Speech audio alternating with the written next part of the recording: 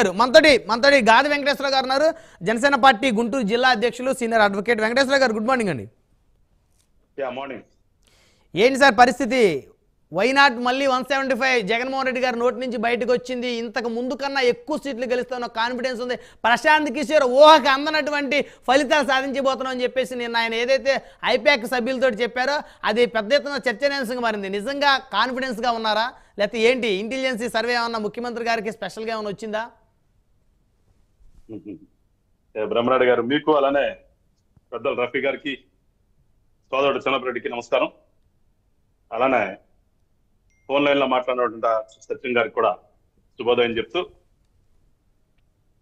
175 అనొచ్చు కదా, మళ్ళా 151 కంటే ఎక్కువ వస్తాయనే మాట ఎందుకు? ఇప్పుడు కాన్ఫిడెన్స్, ఎవరి కాన్ఫిడెన్స్ వాళ్ళకి ఉండొచ్చు కాదంట్లా. కానీ ఇక్కడ మనం ఒకటి ఆలోచించాలి. ఇక్కడ ఇదే ప్రశాంత్ కిషోర్ ని నాకు బాగా గుర్తుంది. నాకు 2019 ఎలక్షన్ అప్పుడు అనుకుంటాను, నాగార్జున యూనివర్సిటీ ఎదురుగా పెద్ద మీటింగ్ పెట్టి, ఆ మీటింగ్ లో జగన్మోహన్ రెడ్డి గారు మనం సినిమాలో చూస్తాం, సర్ప్రైజింగ్ గా ఒకసారి ఒక ఏదర్ హీరో గానీ విలన్ గానీ వస్తుంటే ఒక స్పెషల్ ఏమంటాం దాన్ని, ఒక స్పెషల్ గా ఎంట్రీ ఇస్తారు. అదే ప్రశాంత్ కిషోర్ గారిని స్పెషల్ గా స్టేజ్ మీదకి పిలిపించి మన ఎన్నికల వ్యూహకర్త, రేపు నడబోయేది ఈయన అని చెప్పేసి పరిచయం చేసినటువంటి సందర్భం కూడా మనం చూసాం కదా. ఇంకో మాట కూడా అన్నారు, ఈయన పేరు ప్రశాంత్ కిషోర్, ఈయన కాస్త అటు ఇటుగా ఉన్న దాన్ని మార్చగలరు కానీ పూర్తిగా ఏమీ లేని దాన్ని మార్చలేరు అని కూడా చెప్పారు.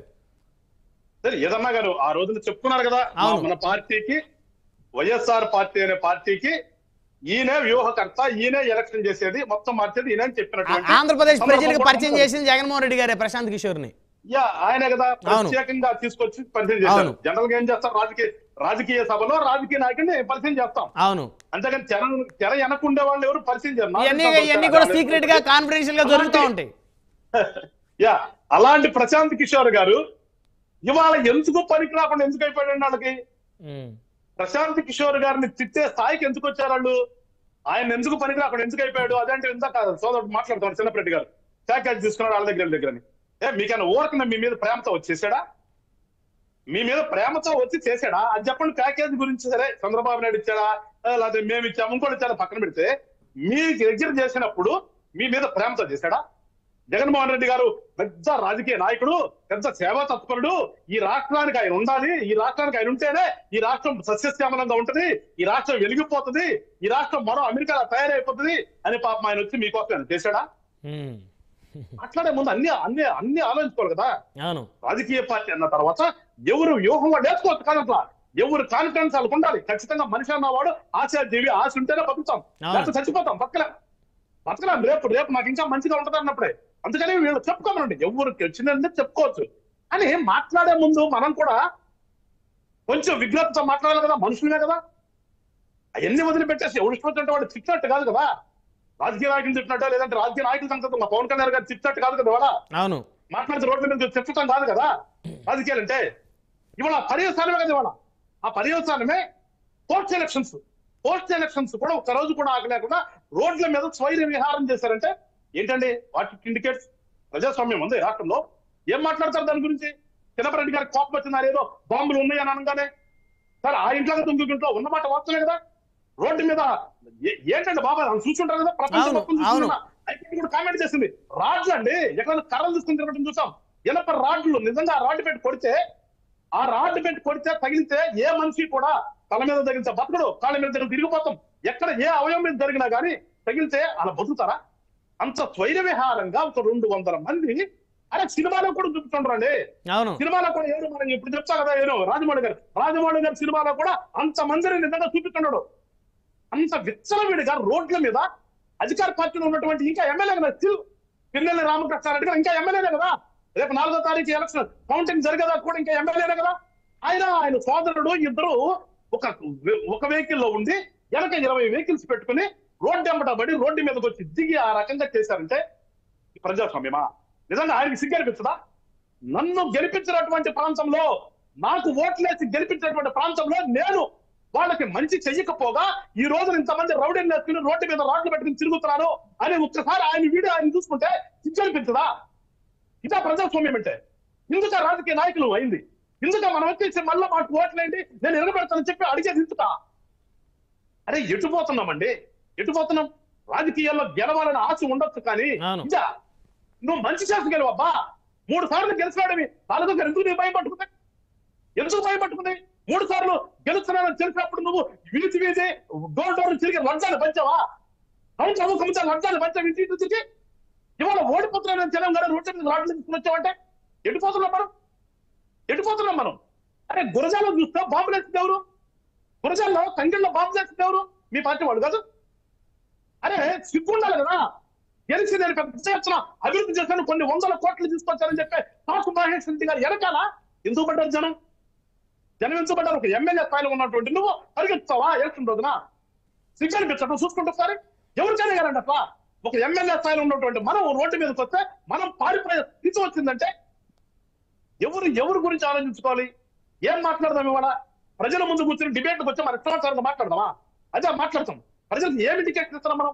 ఎస్, రాజకీయాల్లోకి వచ్చాం, మంచి చేద్దామని వచ్చాం, చేయండి.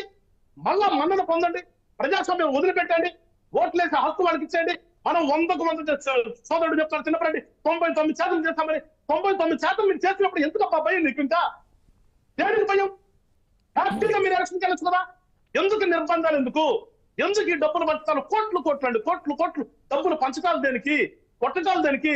ఓటు అయిపోవచ్చని వచ్చారు, ఆడికేసాడు, కొట్టడం దేనికి? జరిగిందా మీ మీద మీకు నమ్మకం ఉన్నప్పుడు ఎందుకు ఇవన్నీ? ఒకసారి ప్రజా తీర్పిచ్చిన తర్వాత 5 సంవత్సరాలు పాలన చేసిన తర్వాత నేను చెప్తాను, ధైర్యం ఉన్న నాయకుడు ఎవడైనా సరే గుండెల మీద చేసుకుని ఇంట్లో కూర్చోవాలి. ఇంట్లో కూర్చొని గెలవాలంటే ధైర్యం అంటే, నా మీద నాకు నమ్మకం ఉంటే. అరే అవన్నీ వదిలిపెట్టేసేసి నేను విపరీతంగా చేసేసాను, లక్షల కోట్లు పనిచేశాను అన్నప్పుడు అలా రోడ్డు మీదకి వచ్చి ఎదుటివాడిని తిట్టి వీడిని భయపెట్టి రోడ్లు ఎప్పుకుని అగత్యం ఎందుకు పెట్టింది అన్నది అంటుంది. మీ మీద నమ్మకం ఉంది కదా, వదిలేసేయండి, ప్రజాస్వామ్యంగా రండి. అరే ఎటుపోతున్నాం సార్ ఇవాళ? ఎటుపోతున్నాం? ఒక్కసారి రోడ్డు మీదకి వచ్చి చూస్తే ఈ రాజకీయ వ్యవస్థను చూస్తే సిగ్గేస్తున్నారంటే అనుకోవడం. అంటే 1000 కోట్లు ఉంటేనే ఇవాళ రాజకీయాలకు రావాలా? ఒకప్పుడు ఏముందండి? ఒకప్పుడు రాజకీయాలు అంటే ఇవాళ రాజకీయాలు అంటే 1000 కోట్లు ఉంటేనే ఇవాళ రాజకీయాలు వచ్చి పరిస్థితికి తీసుకొచ్చారు. మరి నమ్మకం ఎందుకు వస్తుంది మీకు? ఒకసారి పరిపాలన చేస్తే నమ్మకం ఎటుపోతుంది? మీ నమ్మకం 99% చేసినటువంటి మీకు ఎందుకు భయం వేస్తుంది మీకు? ఇంట్లో కూర్చోద్దని చెప్తున్నాను, ఇంట్లో కూర్చోవద్దు. రేపు నేను అదే చెప్తా మా నాయకుడికి, మాకు పరిపాలన కనుక వస్తే మేము 5 సంవత్సరాలు అయిన తర్వాత మన మీద నమ్మకం ఉంటే మన రోడ్డు మీద కనుక మళ్ళీ ఎలక్షన్ వెళ్దాం చెప్తాను నేను. ఆ ధైర్యం ఉండాలి రాజకీయాలు. ఆ ధైర్యం ఉన్నవాడే రాజకీయాలు ఉండాలండి. ప్రజలకు కూడా అప్పీల్ చేస్తున్నా, అరే బాబు ఎవడు డబ్బులు ఎవడు పంచట్లేదు, ఎవడు పంచట్లేదు. ఇవాళ నవరత్నాలని పేరు పెట్టిన దాంట్లో ఒక్క అమ్మ ఒడి అనేది పక్కన పెడితే రిమైనింగ్ 8 కూడా గత కాలం నుంచి వస్తున్నవేనండి. ఇవాళ ఏనాటి నుంచి వస్తున్నవేను సంక్షేమాలు, ఏనాటి నుంచి వస్తున్నవి. పేరు మార్చారు. జగనన్న పేరు పెట్టుకున్నాడు, వైఎస్ఆర్ పేరు పెట్టుకున్నాడు, స్కాలర్షిప్ కి ఏమన్నా దీవెనలు అన్నాడు, లేదంటే పెన్షన్ కి ఏమన్నా ఆసరాలు అన్నాడు. అంతకు మించి ఏమి లేదు, నథింగ్. ఇవన్నీ కూడా గతంలో నుంచి ప్రజాస్వామ్య ప్రభుత్వంలో మన రాష్ట్రం కదండి ఏ రాష్ట్రమైన చేసేదే. ఇవాళ సోదరుడు చెప్తాడు రాష్ట్రం అంతా చూస్తుంది, ఆ దేశం అంతా చూస్తున్నాయా? నిజంగా చూస్తుంది. సిగ్గుపడాలి ఉంచుకోవాలి మనం. ఇవాళ హైకోర్టు ఏం చూడాలి? ప్రపంచం మొత్తం చూస్తుంది మీ దాటకాలంది. దానికి సిగ్గుపడాలి మనం. మంచి చేస్తే చూడాలని ఏముందండి రాష్ట్రంలో? 99 అన్నాడు. ఒకసారి సోదరుడు చెప్పండి, 99 మద్యపాన నిషేధం పూర్తిగా చేస్తేనే మళ్ళా మీ ముందు కొట్టి ఓటు అడుగుతున్నటువంటి జగన్మోహన్ రెడ్డి గారు విశ్వసనీయత ఉందానికి ఆయన చెప్పాడు. మాట్లాడిన ప్రతి మీద పైకి కొట్టి విశ్వసనీయత ఉండాలి, ఆడిన మాట ఇచ్చిన మాట చచ్చితే రాజకీయ నాడు స్వచ్ఛందంగా విరమణ చేసి వెళ్ళిపోవాలని నియంత్రణ చేస్తేనే మీ ముందుకు వచ్చి ఓట్లు అడుగుతారన్నటువంటి ఈ వ్యక్తి ఇవాళ ఏ ముఖం పెట్టుకుని వచ్చాడు కదా? మరి విశ్వసనీయత ఉంది దీనికి. ఆయన అన్నమాట నేను అంటుంది కదా, ఆయన చెప్పిన మాట ప్రతి సభలో కూడా రాజకీయ నాయకుడు అయిన వాడు ఇచ్చినటువంటి మాట తప్పితే ఎందుకోవాలి రాజకీయం అని చెప్పినటువంటి పెద్ద మనిషి. మరి ఏమైంది దానికి? ఏం చేశాడు? మరి మద్యపాన జరిగిందా? అసలు ఏది ఒకటి కాదు. పోలవరం అన్నాడు, జలకళ, వైఎస్ఆర్ జలకళ సంవత్సరంలో కంప్లీట్ చేస్తాం చిటికలేశారు. అప్పుడున్నటువంటి మంత్రులంతా అసెంబ్లీలో చిటికలేసి ఎందుకైనా తొందర బుల్లెట్ దిగిందా లేదా అన్నటువంటి ఈ పెద్ద మనిషి మళ్ళీ అక్కడ సీట్ లేకపోతే మాటల్లో వచ్చి పోటీ చేస్తే ఆడిపోతాడు ఆ వ్యక్తి. ఇప్పుడున్నటువంటి మంత్రికి ఎవరు పాప ఏం తెలియదు. ఆయనకి ఎంతసేపు రికార్డు డాన్స్ వేసుకోవటము, అక్కడ కూర్చొని తింటాం తప్పితే ఆయనకి ఏం తెలియదు. దానికి ఏమొక్కటి నేను అంటుంది వైఎస్ఆర్ జలకళ ఏమైపోయింది? అదే పోయినటువంటి పులిసంతర గేట్లు పెట్టలేకపోయారండి. ఊడిపోతే 2 గేట్లు గుండ్లకమ్మకి, ప్రత్యేక గుండ్లకమ్మ 2 గేట్లు పోతే ఈ రోజుకి గేట్లు పెట్టకపోతే అది ఎండిపోయింది. ప్రాజెక్ట్ కదా ఎండిపోయింది. వీళ్ళు ఎక్కడండి ఏం చేశారు? 99లో ఏం చేశారు అన్న చెప్పుకుంటూ పోతే నేను మొత్తం చెప్తా. 99 చేశారా? 9 కూడా చేయాలని చెప్తా. ఆడిచ్చినటువంటి హామీల్లోనే ఈయన వచ్చేవాళ్ళ నేను చేసేసాను, ప్రజలందరూ 5:30కే నాకు రుణం తెచ్చు. ఏంటి రుణం? కాదు కాదు చెన్నపరెడ్డి నేను అడుగుతున్నా, ఎవరు రుణం? వెంకటేశ్వర గారు, ఎవరు ఇప్పుడు రుణం? చిన్నపరెడ్డి గారు అన్నట్టు ఎవరు రాత్రి 10:30-11 గంటల వరకు కూడా ప్రజలు క్యూలో నిలబడి ఓట్లేశారు. ఈ ఖచ్చితంగా జగన్మోహన్ రెడ్డి గారు రుణం తీర్చుకోవడం కోసం వేసిన ఓట్లు అనేది వారి అభిప్రాయం. దానికి నేను చెప్తున్నానండి, అది ప్రజలకు వందనం చెప్తున్నా. ఎందుకంటే గత కొంతకాలంగా మనం ఎలక్షన్స్ అంటే విసుగుపోయి ఓటుకు రాలా. ఇవాళ నేను ప్రజలందరికీ కూడా నిజంగా సాల్యూట్ చేస్తున్నా. Right, ప్రజాస్వామ్యంలో 5 సంవత్సరాలకు ఒకసారి మీ ఓటు హక్కును వినియోగించుకుంటే వాడు బతికినట్టు వస్తున్నా నా దృష్టిలో. ఓటు హక్కు ఉన్నవాడు ప్రతి ఒక్కడు కూడా బూలింగ్ గుర్తుకొచ్చి ఓటేస్తేనే వాడు బతికినట్టు లెక్క నా దృష్టిలో. అట్లా ఇవాళ అంత పెద్ద ఎత్తున జరిగినందుకు జనానికి మనం నమస్కారం చేద్దాం, ఎవడైనా గెలవండి. కానీ ఓటు హక్కును వినియోగించుకున్నారు సక్రమంగా.